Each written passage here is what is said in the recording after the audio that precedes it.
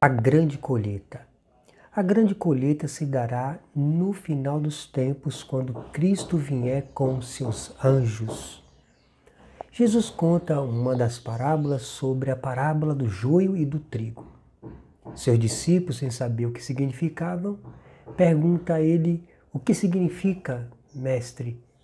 Explica-nos a parábola do semeador. E Jesus conta que o semeador sai a semear a sua semente e uma parte cai no caminho, nos pedregais, nos espinhos em boa terra.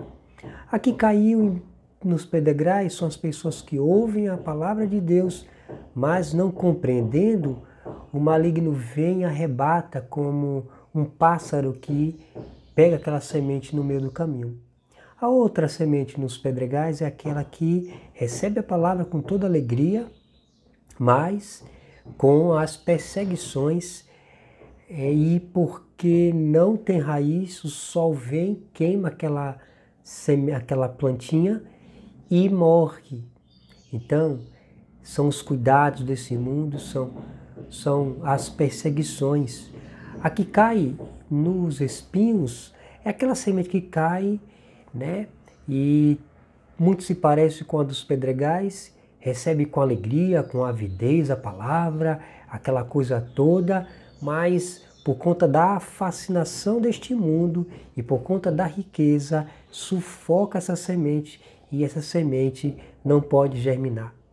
Mas a que cai em boa semente, em solo fértil, é uma semente que produz 100, 70 e 30 por 1.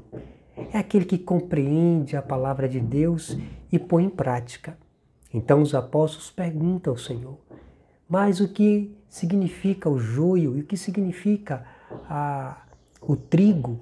Então Jesus explica: o trigo representa os filhos do reino e o joio representa os filhos do maligno. E Jesus conta que quando semeou o joio, semeou o trigo, também o joio foi semeado. E quem semeou o joio? O maligno. O maligno semeia o joio no meio da igreja.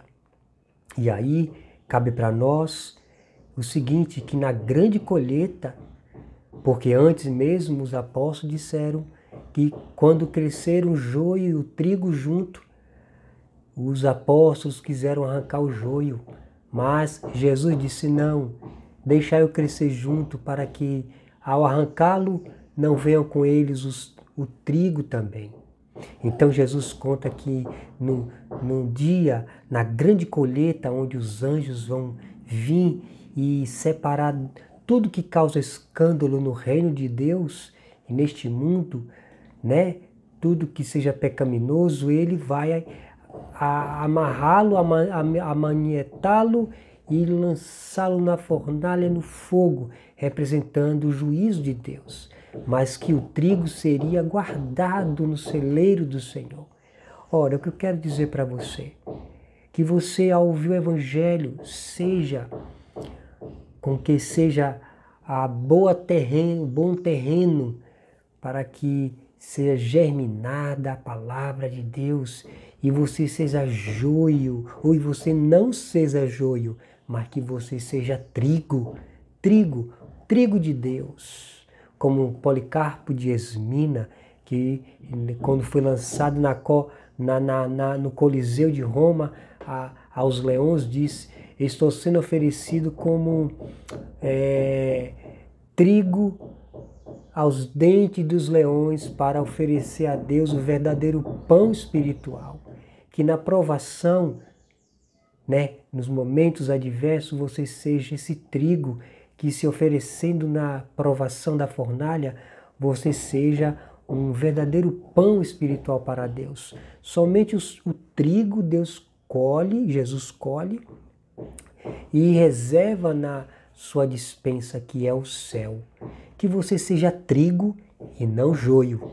Que você creia no Evangelho, que você venha para Cristo enquanto há tempo, porque a grande colheita está para acontecer.